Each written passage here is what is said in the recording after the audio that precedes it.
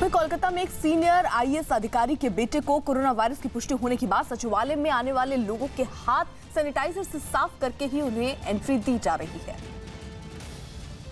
मुख्यमंत्री ममता बनर्जी के कड़े निर्देश के बाद यहां पर सचिवालय नवान्नों में जो भी आ रहे हैं कर्मचारी, पहले उनके हाथों को हैंड सैनिटाइजर से साफ कराया जा रहा है। उसके बाद ही लिफ्ट का जो बटन है वो छू रहे हैं। लिफ्ट में ऊपर उन्हीं को जाने की अनुमति है जो यहाँ पर पहले अपना हाथ हैंड सैनिटाइजर से साफ कर रहे हैं। इसके अलावा कोरोना वायरस के मद्देनज़र यहाँ पर सचिवालय के दरवाजे आज 4 बजे से कर्मचारियों के लिए बंद किए जाएंगे। 4 बजे ही सभी की छुट्टी हो जाएगी। कोरोना के मद्देनज़र पहला मामला कोलकाता में सामने आने के बाद से यहाँ पर विशेष तौर से जो ये व्यवस्था रखी गई है, जो दरवाजे के अंदर भी लोग आ रहे हैं, पहले उनके हाथ सभी दरवाज़ों पर हैंड सैनिटाइज़र से साफ कराए जा रहे हैं, उसके बाद ही वो अंदर आ रहे हैं। दादा, क्या क्या आप लोग इसको लेकर के कोरोना के बाद से क्या क्या कदम उठा रहे हैं?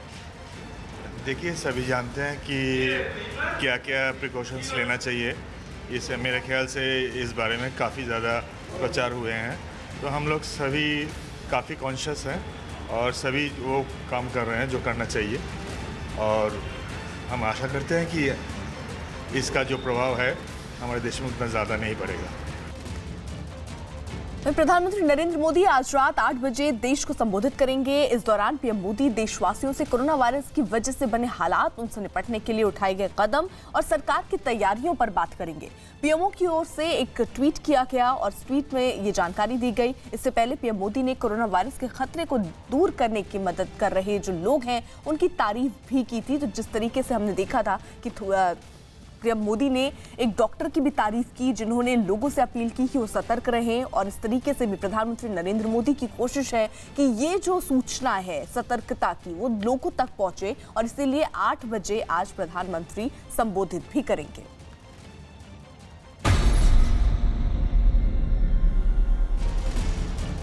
कोरोना वायरस की वजह से सिंगापुर एयरपोर्ट पर फंसे मुंबई के छात्रों से सीएम उद्धव ठाकरे ने बातचीत की।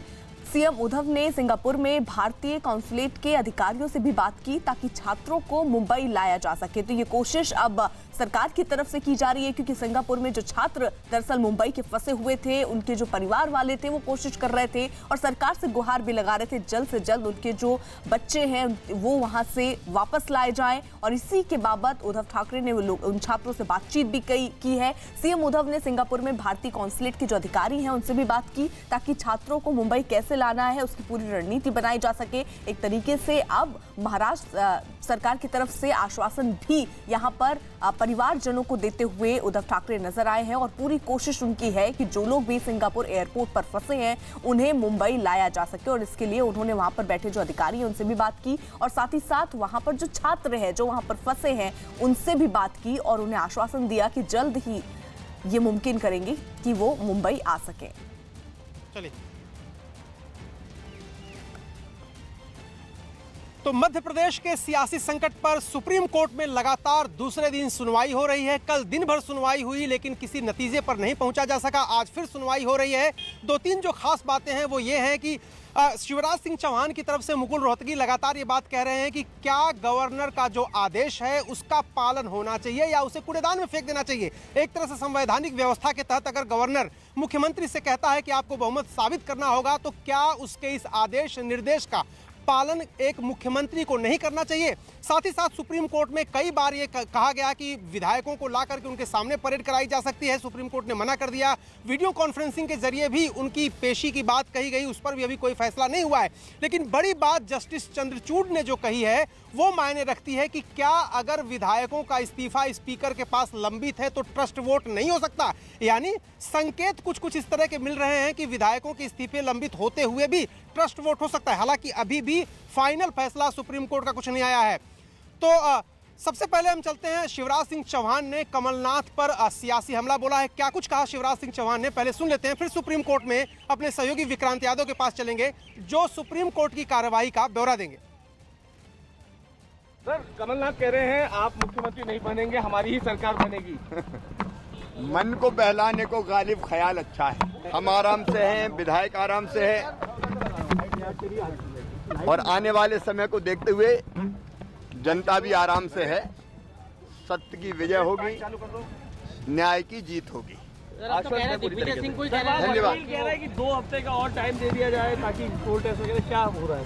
काय के लिए हॉर्स ट्रेडिंग करना चाहते हैं क्या? जी। अब वो जान गए कि संख्या बल उनके पास नहीं है, बहुमत खो चुके हैं, जमीन पैर के नीचे से खिसक गई है, और इसलिए बहाना बना के और कुछ दिन काट लो और कुछ और नियुक्तियां कर दो, केवल इसलिए कर रहे हैं। लेकिन न्याय की और सत्य की जीत होगी। माननीय सर्वोच्च न्यायालय पर हम सबका विश्वास है। तो अभी आप सुन रहे थे शिवराज सिंह चौहान कमलनाथ सरकार पर आरोप लगा रहे थे, तो जवाब दिया कांग्रेस पार्टी के वरिष्ठ नेता तारिक अनवर ने।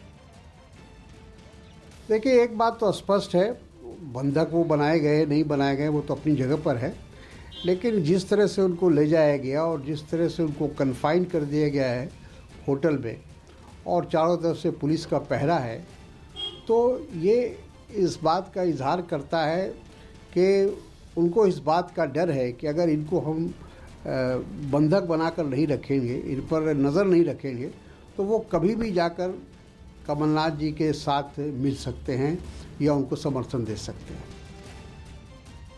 देखिए, मामला सुप्रीम कोर्ट में है। दिग्विजय सिंह सिर्फ ड्रामा करने के लिए वहाँ भेजे गए हैं कर्नाटक के अंदर। जो वहाँ के एमएलए हैं वो वीडियो जारी करके कह रहे हैं उनको कमलनाथ जी या दिग्विजय सिंह से मिलने की इच्छा नहीं है, तो ये ज़बरदस्ती क्यों मिलना चाहते हैं? तो इनको जाकर ज़बरदस्ती मिलना, कोई आपसे मिलना नहीं चाहता तो आपको जाना नहीं चाहिए। लेकिन ये क्योंकि मामला सुप्रीम कोर्ट में बहस चल रही है, इसलिए जानबूझकर ये वहाँ ड्रामा करने के लिए कि विधायक कैद में हैं, इस तरह का ड्रामा कर रहे हैं। और ये ड्रामे से भी कोई फ़र्क पड़ने वाला नहीं है, क्योंकि एक भी विधायक कांग्रेस के पास वापस जाने को तैयार नहीं है। तो इस मुद्दे पर केंद्रीय मंत्री मुख्तार अब्बास नकवी ने भी कहा है कि जब दिया बुझने लगता है तो फड़फड़ाता बहुत है। सुनिए क्या कुछ कहा मुख्तार अब्बास नकवी ने। कोर्ट में है, 10:30 बजे सुनवाई होनी है, सीधे तौर पर वक्त मांगा जा रहा है हर उसके लिए। क्यों ऐसा हो रहा है कि इतना ज़्यादा समय लग रहा है वहाँ की सरकार को? जब दिया जो है बुझने लगता है तो लौ बहुत करता है, तो अब जो है वो दिया बुझने की स्थिति में है और इसलिए जो है वो उछल रहे हैं, कूद रहे हैं, परेशान हो रहे हैं, तड़प रहे हैं, ट्रांसफर्स कर रहे हैं, पोस्टिंग्स कर रहे हैं, लेकिन फिर भी बचने वाले नहीं। गवर्नर के रोल पर सवाल उठा रहे हैं, सीधे तौर पर कह रहे हैं कि उनका कोई अधिकार जो है वो constitutionally with in the framework of the constitution जो है वो कर रहे हैं, और वो बहुत ही अनुभवी व्यक्ति हैं। चाहे वो उनको विधानसभा का भी अनुभव है और लोकसभा का भी अनुभव है। आखिर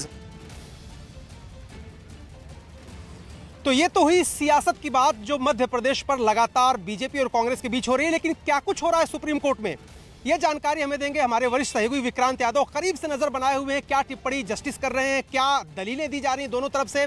विक्रांत, एक बात तो जो कोर्ट की तरफ से टिप्पणी की गई है कि अगर इस्तीफा पेंडेंसी है, अगर इस्तीफा लंबित पड़ा हुआ है स्पीकर के पास, तो इसका ये मतलब नहीं कि ट्रस्ट वोट नहीं हो सकता। तो क्या आपको लग रहा है, फैसला तो जब आएगा तब आएगा, क्या आपको लग रहा है कि एक तरह से ट्रस्ट वोट किसी टाइम लिमिट में हो सकता है, इस तरफ कोर्ट बढ़ रहा है?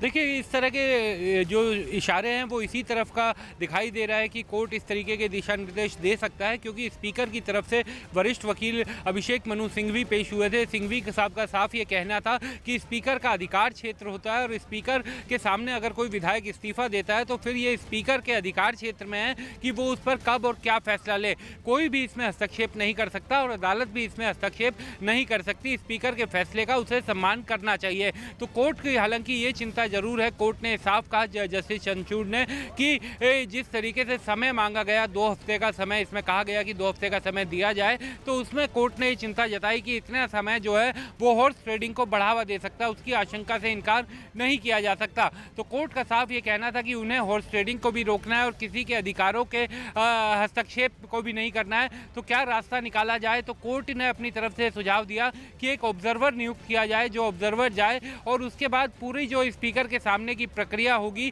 उसे वीडियो रिकॉर्ड करवाया जाए। हालांकि इसके लिए भी स्पीकर के वकील वे सहमत नहीं हुए थे। बीजेपी की तरफ से जो वकील पेश हुए थे वो जरूर इससे पूरी तरह से सहमत थे और उन्होंने कहा था कि ऐसा किया जा सकता है, लेकिन स्पीकर के वकीलों का साफ ये कहना है कि एक बार पहले विधानसभा स्पीकर के पास जो फैसला लंबित है उनको उसका फैसला लेने के लिए किसी समय सीमा में नहीं बांधा जा सकता। हालांकि पूर्व के कई फैसले हैं जिसमें अदालत ने समय सीमा दी है, तो अब इंतजार ये किया जा रहा है, क्योंकि अभी सुनवाई चल रही है, अब इंतजार ये किया जा रहा है कि कोर्ट इस मामले में क्या दिशा निर्देश देती है और उम्मीद यही है कि अब से कुछ देर बाद ऐसा कोई फैसला सामने आएगा। जी, तो विक्रांत यादव कह रहे थे कि पहले भी नजीर इस तरह की है कि कोर्ट ने स्पीकर को आदेश दिया है कि इतने घंटे के अंदर फ्लोर टेस्ट कराएं और हो सकता है इस मसले पर भी इसी तरह का कोई फैसला है। हमारे सहयोगी शरद शर्मा भोपाल से हमारे साथ जुड़ गए हैं। शरद, कमलनाथ क्या कर रहे हैं इस वक्त सरकार बचाने के लिए, उनकी कोशिशें कैसी चल रही हैं? क्योंकि दिग्विजय सिंह तो बेंगलोर पहुंच गए थे, विधायक उनसे मिलने रहे सिंधिया के खेमे के जो हैं।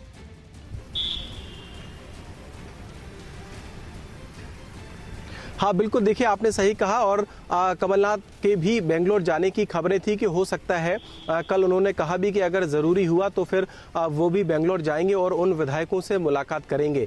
लेकिन बड़ी बात यह है कि दिग्विजय सिंह खुद जब पहुंचे हुए थे बेंगलोर तो वो विधायक उनसे मिलने को तैयार नहीं हुए और बाकायदा फिर उन्होंने बाद में जो वीडियो है वो जारी किए और ये कहा कि वो दिग्विजय सिंह से नहीं मिलना चाहते। जहां तक बात कमलनाथ की अपनी सरकार को बचाने की कोशिशों की है तो फिर उसमें दो बातें हैं। एक तो ये कहीं ना कहीं सरकार ये चाहती है कि किसी भी तरीके से उसे वक्त ज़्यादा से ज़्यादा मिले ताकि वो उन विधायकों से संपर्क कर सके या उन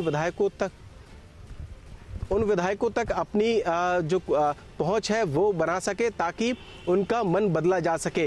यहां भोपाल में भी लगातार जो विधायक दल की बैठकें हैं पिछले 2 दिन से हो रही हैं। कल भी सीएम कमलनाथ ने अपने उन विधायकों के साथ में बैठक की जो यहां भोपाल में एक होटल में रुके हुए हैं। परसों भी इसी तरीके की बैठकें हुई थी और उस बैठक में सीएम कमलनाथ ने ये कहा भी कि मुझे मालूम है कि आप लोगों को इस तरीके की परेशानी हो रही है, लेकिन उन विधायकों की ओर से फिर ये कहा गया कि वो 1 महीने तक भी इस तरीके से रुक सकते हैं अगर सरकार पर संकट की बात है तो निश्चित ही जी। शरद, एक छोटा सा सवाल है, स्पीकर की तरफ से क्या कहा जा रहा है, क्योंकि सबसे महत्वपूर्ण भूमिका उनकी होने वाली है आने वाले दिनों में। स्पीकर क्या कह रहे हैं?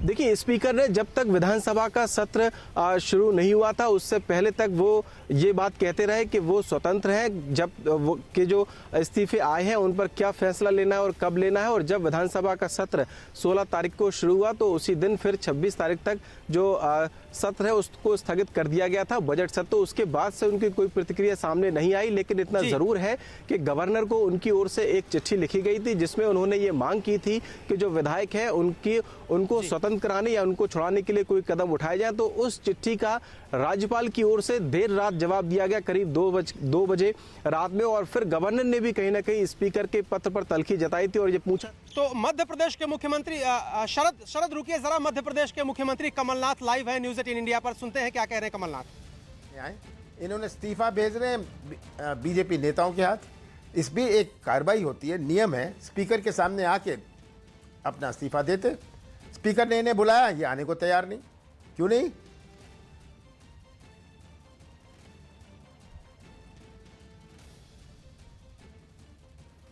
ये एमएलए नाराज नहीं है, ये क्या कहें कि हमें किस प्रलोभन में हमने ये किया, ये सब बात मैं जाना नहीं चाहता, पर इन पर जो दबाव डाला जा रहा है, अगर ये स्वतंत्र हैं, पहले इसका फैसला हो जाए। अगर ये स्वतंत्र होते तो ये आए, भोपाल आए, अपने घर जाएं, अपने गांव जाएं, स्पीकर के सामने आए, तो ये क्या एविडेंस है, ये क्या सबूत है कि ये स्वतंत्र हैं? अगर ये स्वतंत्र होते, वो कहते हम आते हैं, किसी के सामने हम आने को तैयार हैं। ये तो नहीं कह रहे। They are not, they are under pressure, they are being held under threat, and that is the reason why they are not coming to Bhopal. Bengaluru, he tried to meet these MLAs. Instead, these MLAs released videos saying that they do not want to meet Mr. Digvijay Singh. Then how are you alleging that they are in captivity? That's exactly it. First of all, I did not send Mr. Digvijay Singh. Mr. Digvijay Singh is a candidate for the Rajya Sabha. It is incumbent upon every candidate to go to his voters, even the voters of the BJP, ask them to vote for him. One Mr. Digvijay Singh went and he became a security threat to the MLAs. Now, once the MLAs are inside, under threat, under coercion, you can make them say anything. If you want, just now while I'm speaking to you, you point a gun at me and you say this, I will say it. So if they have to say it, why don't they come to Bhopal and say it? So they are under threat, they are being told you say this. Do you think they've resigned under the free will? They are talking to me also.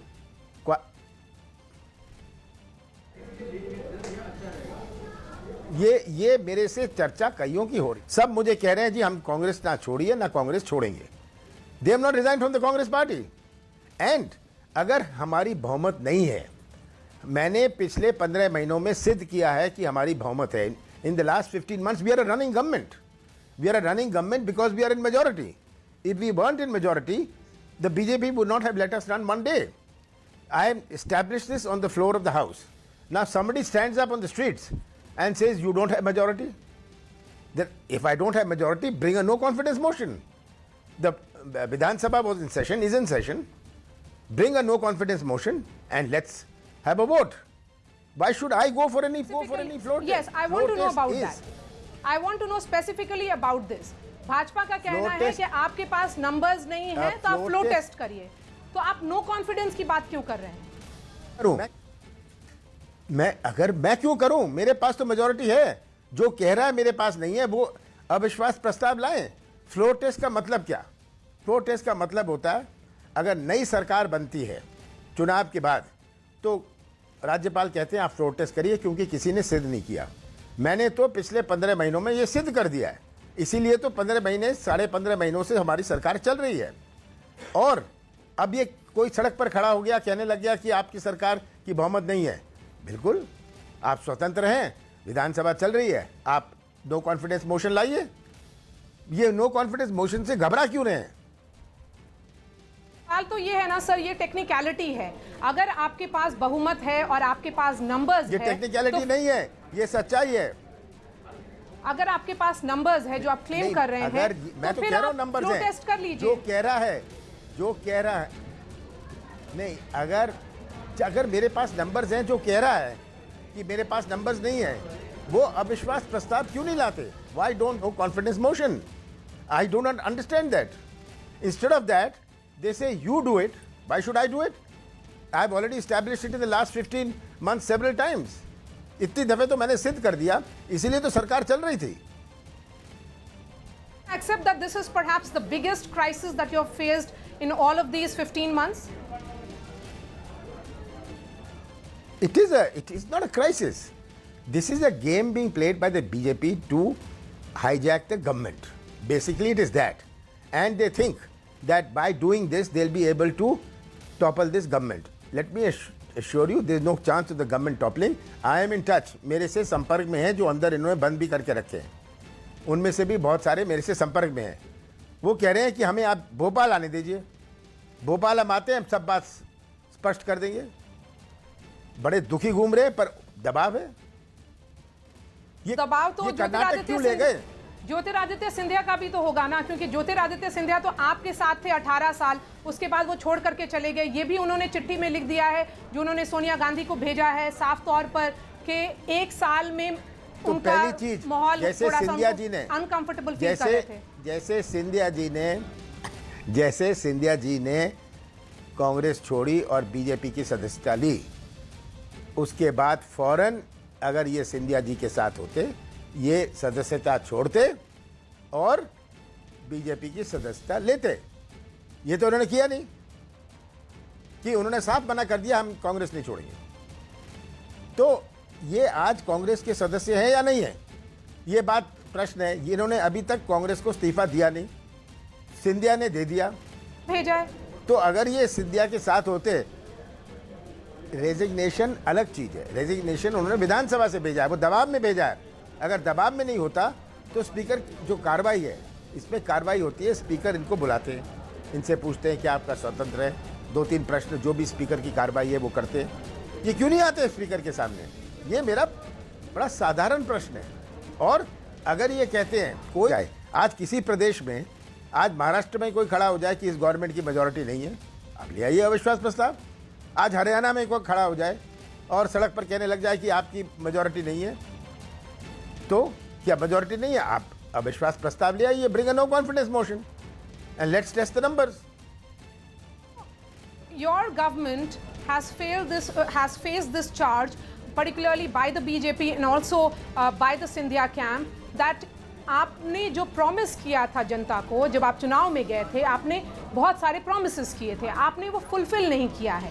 एक example दिया जाता है कि जो कर्जा माफी का मामला था, व्हाट्स द ट्रूथ?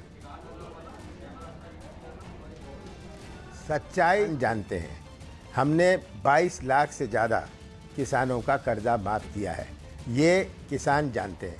मुझे किसी का सर्टिफिकेट नहीं चाहिए, ये इसके बारे में कुछ कह नहीं पा रहे। 22 लाख कौन से किसान, कितना पैसा, कौन सा गांव, उनका फ़ोन नंबर आप चाहते हैं मैं आपको ईमेल कर देता हूं, कम से कम 10 का मैं बता देता हूं।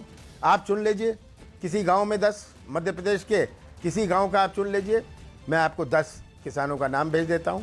हमने कर्जा माफ़ पहले किस्त में किया, अब दूसरी किस्त चल रही है, तब तीसरी किस्त चलेगी। जब हमने कहा था कि हमारा वचन पत्र है, हमारा वचन पत्र 5 साल के लिए है, 5 महीने के लिए नहीं है। और सिंधिया जी और इन सब ने जो आपके चैनल में कहा है, पिछले 2 महीने में, 3 महीने में, 4 महीने में, मुझे बधाई दी है और कह रहे हैं गवर्नमेंट कितना अच्छा काम, हमारे किसानों का कर्जा माफ़ हो रहा है, ये बहुत बढ़िया काम हो रहा है। ये खुद इसके तो कितने सारे वीडियो वायरल हो रहे हैं, मैं आपको भेज सकता हूँ, मैं आपको भेज देता हूँ। आप कृपा करके आप ये मुझे आश्वासन दीजिए कि जो मैं भेजूंगा वीडियो, इनकी जो भाषण है, जो ये कह रहे हैं, ये आप इनको दिखाएंगे। कमला जी, क्या आप को इन जो नाराज एमएलए हैं वो आपके पास आए थे, उन्होंने आपकी अपनी नाराजगी आपको जताई है 1 साल में? क्या ज्योतिरादित्य सिंधिया खुद आपसे मिले हैं, that he was feeling sidelined, that he was feeling scuttled, that he was not able to really have his way in your government? ऐसी कोई बात नहीं है। मेरे से तो इस्तीफा देने के पहले 8-9 दिन पहले मिले भी थे, दिल्ली में मिले थे। ऐसी कोई बात नहीं हुई थी कि मैं बीजेपी छोड़ा। उन्होंने क्यों फैसला किया, कब फैसला किया, इन्होंने ये सोच इनमें कब आई, वो खुद ही आपको बताएंगे, मैं उसमें नहीं जाना चाहता हूँ। What about these MLAs? MLA से कोई चिंता, एमएलए से कोई तनाव की बात नहीं है। मेरे एमएलए से सबका प्यार और विश्वास का संबंध है। और इन एमएलए किस दबाव में गए, अगर ये खुशी से जाते, ये आके मेरे को इस्तीफा दे देते कि हम जा रहे हैं, क्या खराबी है? स्पीकर के पास आ जाते, ये छिप के दब के। हाँ, कोई इस प्रकार का इस्तीफा होता है जो खुले रूप से होए, जो स्वतंत्र होए, ऐसा इस्तीफा कोई ऐसा नहीं होता। The exit of Jyotiraditya Scindia is a massive setback for the Congress party. The congressman know better of the districts and of his own district what it is, whether it's a setback or no. This will reveal itself in the next few months. This is not for the first time that we are hearing about Operation Kamala. 1 साल से इस पर चर्चा हो रही थी, आपकी wafer thin majority थी।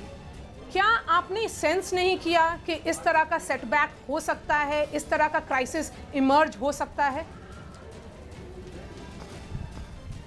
ये साल भर से लगे थे कि किस तरह ये एमएलएस को तोड़ें, ये किसी को तोड़ नहीं पाए। तो इन्होंने सिंधिया को पकड़ा, सिंधिया उनके साथ जुड़ गया, 5, 7, 10 जो हैं चले गए, जो अपने स्वतंत्र रूप से गए। अगर जाना था वो दिल्ली में अपना बयान दे देते, सिंधिया के साथ खड़े हो जाते बीजेपी ऑफिस में। जिस दिन सिंधिया ने कांग्रेस छोड़ी और बीजेपी ज्वाइन करी, उनके साथ जाके क्यों नहीं खड़े हो गए कि हम भी कांग्रेस छोड़ रहे हैं और बीजेपी ज्वाइन कर रहे हैं? वो कर सकते थे ना, उन्होंने नहीं किया। ये कौन और कितने और कब तक ये सिंधिया के साथ हैं, ये समय बताएगा। No, you have had a long political career, active political career, I would say, Mr. Kamal Nath. क्या ये आपकी खुद की पॉलिटिकल जर्नी का सबसे बड़ा क्राइसिस है? ये मैं क्राइसिस इसे मान नहीं रहा, क्योंकि मेरी बात हो रही है, मेरी बहुमत है और मेरी मांग क्या है कि अगर मेरी बहुमत नहीं है आप अविश्वास प्रस्ताव ले आइए और सिद्ध कर दीजिए। मेरी तो यही मांग है। अगर कोई खड़ा होकर ये कह रहा है कि नहीं है, और आपके लिए भी अगर आप जानना चाहते हैं तो अविश्वास प्रस्ताव सबसे अच्छा उपाय और केवल एक ही उपाय है। We are seeing this play out in the Supreme Court. आज सेकेंड डे ऑफ हियरिंग है। एक पिटिशन कांग्रेस ने भी मूव किया है कर्नाटका हाई कोर्ट में। क्या इसी तरह से लीगल बैटल में ये अगर अभी है, अगर सुप्रीम कोर्ट से हम सेकंड गेस नहीं करेंगे क्या सुप्रीम कोर्ट का जजमेंट होगा, लेकिन हम लोगों ने कर्नाटका हाई कोर्ट के केस में देखा, कर्नाटका असेंबली के केस में देखा हुआ है, तो क्या आप उस वक्त फ्लोर टेस्ट के लिए तैयार होंगे अगर ये ऑर्डर आता है? देखिए, अगर मगर की बात नहीं है। जो हाई कोर्ट का आदेश होगा उसका सब पालन करेंगे। इसमें अगर मगर की क्या बात है, और हम पालन करेंगे। सुप्रीम कोर्ट जैसा ऑर्डर देती है हम उसका पालन करेंगे। You know, I'm trying to understand that didn't you see this coming, or is Mr. Kamal Nath almost trying to delay the inevitable because numerically अगर हम लोग दूर से देखें कि नंबर्स का क्या है, क्योंकि भाजपा ने अपने एमएलएस को गवर्नर के सामने परेड भी कराया है, आपकी भी मुलाकात हुई है अपने एमएलएस के साथ, लेकिन उसमें से एक सिग्निफिकेंट चंक अभी बेंगलुरु में है। अगर डिस्टेंस से देखें तो शायद आपके पास नंबर नहीं है, आप बहुमत में नहीं हैं, तो फिर सवाल तो इस पर आता है ना, तो क्या आप एक कोलैप्स ऑफ द गवर्नमेंट को जो इनएविटेबल है आप उसको जस्ट डिले कर रहे हैं? मैं क्यों डिले कर रहा हूँ? मैं तो कह रहा हूँ पहले दिन इनको अविश्वास प्रस्ताव मूव करना था। मैं तो स्वागत कर रहा हूँ, इन्होंने मूव किया है, मेरे सामने मूव किया है, स्पीकर को दिया, मैं बाई चांस वहाँ बैठा हुआ था। अब ये मुकर रहे हैं। क्यों मुकर रहे हैं? Now they are backing out from the no confidence motion. Why? So this is not a serious thing. I am saying that ये जो 16 बचे हैं इनमें से कितने इनका साथ देंगे? और बीजेपी ने कितनों की परेड कराई? 107।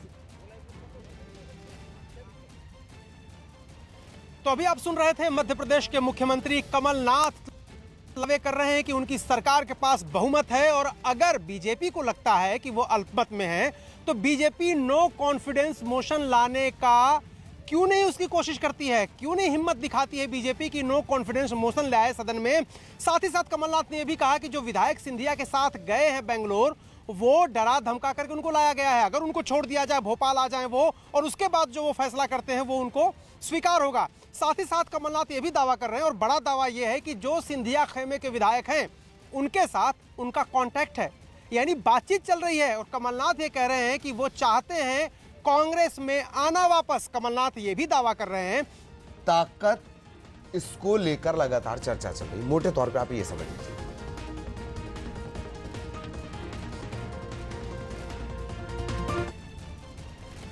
तो इस बुलेटिन में इतना ही। लगातार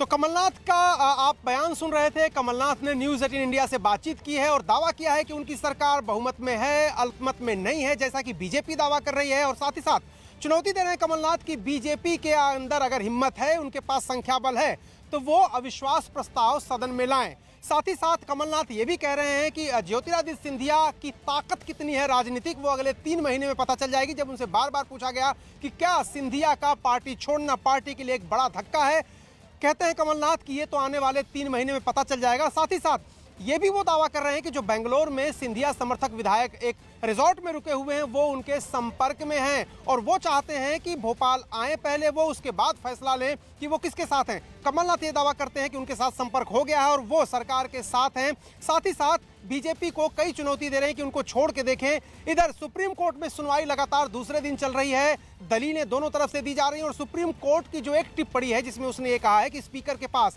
अगर बागी विधायकों का इस्तीफा लंबित पड़ा है तो भी ट्रस्ट वोट नहीं हो सकता क्या? एक तरह का संकेत जरूर है कि जिस तरह से कर्नाटक में हुआ था, जिस तरह से उत्तराखंड में हुआ था, दोनों जगह पर सुप्रीम कोर्ट ने आदेश दिया था, दोनों जगह पर फ्लोर टेस्ट हुआ था। यह बात अलग है कि कहीं 48 घंटे और कहीं 72 घंटे की समय सीमा निर्धारित की जा सकती है। ये कोर्ट के अपने विजडम पर है, विवेक पर है। लेकिन कमलनाथ लगातार इस बात को उसका दावा कर रहे हैं कि उनकी सरकार बहुमत में है।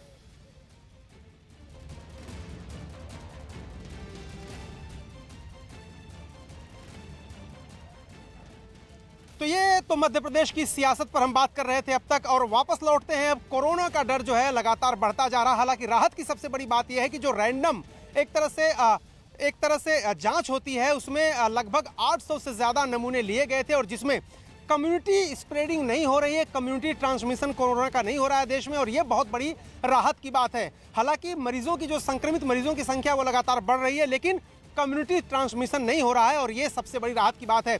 लेकिन प्रिकॉशन लिया जा रहा है हर जगह, क्योंकि सावधानी ही बचाव है। संसद की तरह ही पटियाला हाउस कोर्ट में भी जो लोग अंदर जा रहे हैं उनको एहतियात बरतने के लिए कहा जा रहा है, और साथ ही साथ प्रशासन भी मुस्तैद है ताकि कोरोना वायरस कोर्ट तक न पहुंचे। हमारे सहयोगी अमित कुमार सिंह ने जायजा लिया, उनकी ये रिपोर्ट देखिए।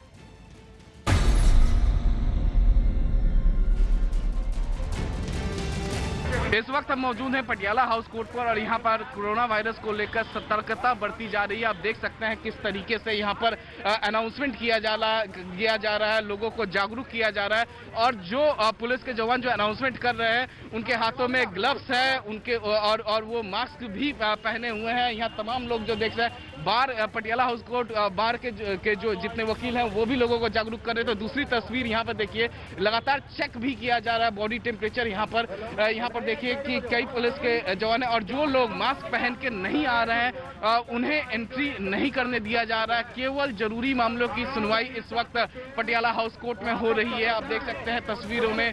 और यहाँ पर देखिए लगातार अनाउंसमेंट हो रहा है, दिल्ली पुलिस के जवान अनाउंसमेंट कर रहे हैं, और जो लोग यहाँ पर मास्क पहन कर नहीं आए, जैसे कि एक महिला यहाँ पर पहुंची है, ये मास्क नहीं पहनी हुई है, और इनसे पूछा जा रहा है कि क्यों ये आई है, क्या वजह है, क्यों ये आना पटियाला हाउस कोर्ट पहुंची है। तो इस तरीके से जागरूकता फैलाई जा रही है, और जाहिर तौर पे कोरोना वायरस से इसी तरीके से लड़ा जा सकता है। हर किसी को आप जागरूक करें कि वो मास्क पहन के चलें और लगातार अपनी चेकिंग कराते रहें को बताया गया है, ताकि देश भर में ये संदेश जाए। तो कुल मिलाकर ये प्रेजेंटेशन ये बताता है कि भारत सरकार इस खतरे से लड़ने के लिए पूरी तरह से तैयार है, और भारत सरकार ये और आने वाले दिनों में अगर स्टेज 3 स्टेज 4 तक भी जाता है तो पूरी की पूरी कॉपी है। मैं आपको एक छोटा दिखाना चाहूँगा कि ये पूरा का पूरा प्रेजेंटेशन जो है ये बताता है कि 7 जनवरी से ही भारत तैयारी कर रहा है। कैसे हवाई अड्डों पर निगरानी बढ़ाई गई, कैसे तमाम बंदरगाहों पर निगरानी बढ़ाई गई, कैसे लोगों की स्क्रीनिंग शुरू कर दी गई, कैसे क्वारंटाइन करना शुरू कर दिया गया, कैसे स्पेशल बेड्स बनाए गए। तमाम जो देश भर में जो सिविल सोसाइटीज़ हैं और जो एनजीओज़ हैं, कम से कम 300 एनजीओ के साथ सरकार स्वास्थ्य मंत्रालय बात कर रही थी। एक ऐसी सूचनाएं लोगों को दी गई हैं कि ये साबित करने की और ये दिखाने की कोशिश की गई है कि भारत सरकार इस लड़ाई से लड़ने के लिए पूरी तरह से तैयार है, और आने वाले दिनों में जो भी खतरे हैं उसके लिए पहले से तैयारी कर रखी है सरकार ने, ताकि कम्युनिटी सर्विलेंस भी जारी रहे और लोग एक दूसरे पर भी नजर रख सकें, और गांव और देहात तक और भारत की जो सीमाएं पाकिस्तान और नेपाल और बाकी जगहों से लगती हैं, उन जगहों पर भी, नॉर्थ ईस्ट की जो सीमाएं हैं, तमाम जगहों पर भी कैसे सर्विलेंस बढ़ाई गई है इसके बारे में बताया गया, ताकि भारत को इस खतरे से बचाया जा सके। यानी भारत इस खतरे से लड़ने के लिए पहले से ही तैयार है।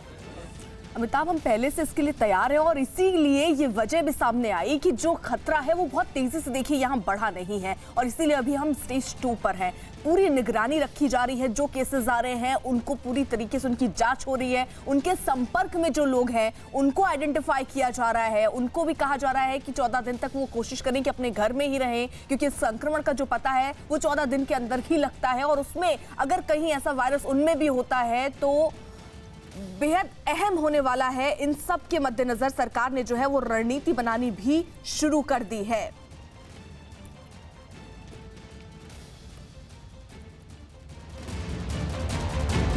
वहीं प्रधानमंत्री नरेंद्र मोदी आज रात 8 बजे देश को संबोधित भी करेंगे और इस दौरान पीएम मोदी देशवासियों से कोरोना वायरस की वजह से जो बने हालात हैं उनसे निपटने के लिए जो कदम सरकार उठा रही है उन तैयारियों पर बातचीत भी करेंगे। पीएम की ओर से एक ट्वीट के जरिए इस बात की जानकारी पीएमओ की तरफ से दी गई थी और इससे पहले पीएम मोदी ने कोरोना वायरस के खतरे को दूर करने में मदद कर रहे लोगों की तारीफ भी की थी, उन डॉक्टरों की भी तारीफ की थी। अमिताभ हमारे साथ है न्यूज रूम से। अमिताभ, यानी आज 8 बजे रात में जब प्रधानमंत्री नरेंद्र मोदी देश को संबोधित करेंगे तो आज जिस तरीके का प्रेजेंटेशन हुआ है, जो जानकारी उन तक हासिल हुई है, वही जानकारी क्या लोगों तक पहुंचाने की कोशिश रहेगी प्रधानमंत्री नरेंद्र मोदी की?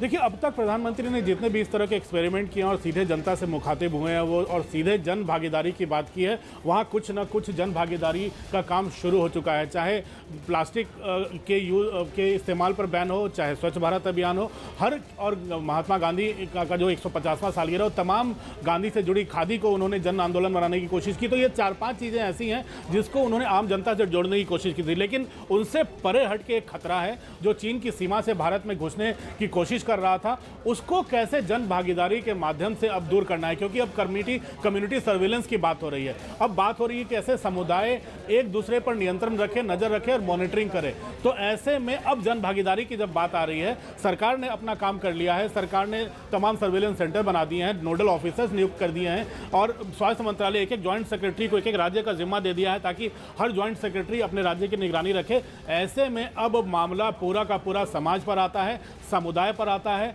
ग्राम सभाओं पर आता है और ऐसे में उन सब गांवों को जागृत करना, उसे इस लड़ाई में कोरोना के खिलाफ जंग में जन भागीदारी का हिस्सा बनाना, ये प्रधानमंत्री का सबसे बड़ा लक्ष्य है। और मुझे और उम्मीद यही है कि प्रधानमंत्री इसी दिशा में उन लोगों को संदेश देंगे, देश की जनता को इसी दिशा में संदेश देंगे। बिल्कुल, तो इंतजार 8 बजे का भी होगा जब देश को संबोधित करेंगे प्रधानमंत्री नरेंद्र मोदी। लेकिन उससे पहले जो आज ये एक प्रेजेंटेशन हर्षवर्धन के द्वारा दी गई, हम उस पर भी चर्चा कर रहे थे अमिताभ से। अमिताभ, देखिए दूसरे स्टेज पर है और कई बार इसकी तारीफ भी हुई है कि हमने बहुत जल्द ही जो कदम उठाने चाहिए थे वो उठा लिए, जिसके कारण ये बहुत तेजी से ये वायरस नहीं फैला है। लेकिन खतरा अभी भी टला नहीं है, तीसरे स्टेज पर ना पहुंचे उसके लिए भी क्या इस प्रेजेंटेशन में क्या रणनीति होनी चाहिए, इस पर भी चर्चा की गई क्या? बिल्कुल, इसके बारे में बताया गया है और यह भी बताया गया है कि कैसे मास्क हो, L2 L3 मास्क हैं, चाहे आप इसके सैनिटाइजर्स हैं, इनको इसेंशियल कमोडिटीज़ एक्ट के तहत ला दिया गया है। राज्य सरकारों को निर्देश जारी कर दिए गए हैं ताकि इनकी होर्डिंग जो कर सके, इनकी कीमतें जो बढ़ाकर बेचे, उनके खिलाफ सख्त से सख्त कार्रवाई की जा सके। हॉस्पिटल्स में बेड, क्वारंटाइन बेड्स की संख्या बढ़ाई गई है। अब तक माना जाए तो सरकारी जो अस्पताल हैं, चाहे वो CISF के हों, चाहे पैरामिलिट्री के हों, चाहे आर्मी के हों, चाहे सरकार के हों या राज्य सरकार के हों, उन सब को कुल मिलाकर 36,000 से ज़्यादा अब तक के आंकड़ों के हिसाब से क्वारंटाइन बेड्स हैं जहां अलग थलग रखा जा सकता है पेशेंट्स को। ऐसे इसकी तैयारी हुई है। जो प्राइवेट क्लिनिक्स हैं, निजी क्लिनिकों में इसके जांच किट की संख्या बढ़ाई गई है, उसको उनके लिए गाइडलाइंस जारी की गई है। कैसे कम्युनिटीज़ के भीतर ग्राम सभाओं को एक्टिवेट किया गया है, उनको कहा गया है कि कैसे आप एक दूसरे पर नज़र रखें। तो ये तमाम चीज़ें हैं जो सरकार पहले से कर रही है और अब काम है प्रधानमंत्री का, जो प्रधानमंत्री संदेश देंगे कि कैसे इसे जन भागीदारी में बदलें, कैसे इसे लोगों के बीच ले जाएं ताकि लोग खुद ही इस कोरोना से खिलाफ जंग में खुद ही अपने आप को बचाएं और आगे की लड़ाई लड़ें। अमिताभ, आप रहिए हमारे साथ। वहीं CISF ने अपने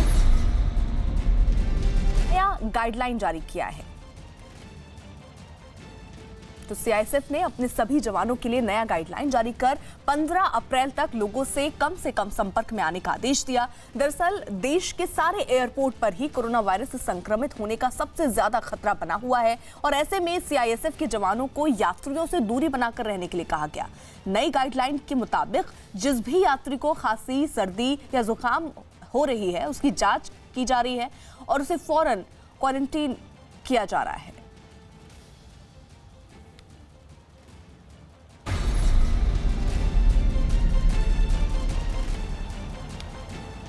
वहीं कोरोना वायरस के खतरे को देखते हुए रेल प्रशासन सावधानी बरत रहा है। गुजरात के राजकोट रेलवे स्टेशन पर कोरोना वायरस की वजह से ट्रेन की सफाई की गई। रेल कर्मियों ने ट्रेन की सीट, खिड़कियां, फर्श और दरवाजों को अच्छी तरह से साफ किया। तो किस तरीके से जो यात्री वहां पर जिन सामानों को छू सकते हैं। देखिए किस तरीके से उन सब को सैनिटाइज करके यहाँ पर सफाई की गई है। तो रेल प्रशासन भी पूरी सावधानी बरत रहा है, क्योंकि आने वाले जो यात्री हैं, ज़्यादा से ज़्यादा लोग इस ट्रेन में बैठते हैं, भीड़ होती है, तो ऐसे में इस संक्रमण को फैलने से रोकने के लिए ये कदम उठाए गए हैं।